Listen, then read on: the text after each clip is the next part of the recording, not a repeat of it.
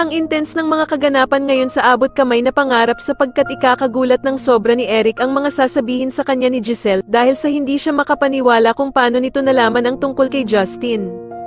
Dito nga matapos malaman ni Giselle ang katotohanan tungkol kay Justin dahil nga sa pag-imbestiga ni Kinito sa kanya ay galit na galit niyang kukumprontahin si Eric.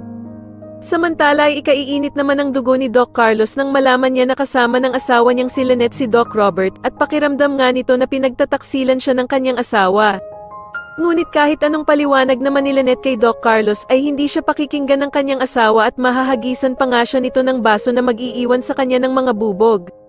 Kaya naman ay gulat na gulat si Lynette sa ginawa sa kanya ni Doc Carlos at dito nga ay puro dugo ang braso nito dahil sa mga bubog na tumama sa kanya.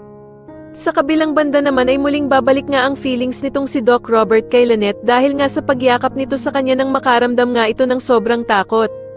Pagsasabihan naman ni Doc Ray itong si Doc Robert na dapat na daw niyang tigilan itong si Lynette dahil nga sa may asawa na itong tao kaya naman ay dapat niya nang ipaubaya ito sa asawa niyang si Doc Carlos. Pero sasabihin ni Doc Robert na naiinis lamang siya kay Doc Carlos dahil sa pinababayaan daw nito si Lynette na umalis kung saan-saan imbis na magpahinga na lamang ito. Samantala ay magkakasundo na nga ang mag-amang Eric at Justin para sa pinaplano nilang pagpapabagsak ng Apex at eto nga ay ang pagkuha ni Eric sa loob ni Giselle. Dito nga ay plano nila na palaging magwawala si Justin at aawayin nito ang kanyang inang si Giselle at ipagtatanggol naman siya ni Eric laban sa anak niyang si Justin.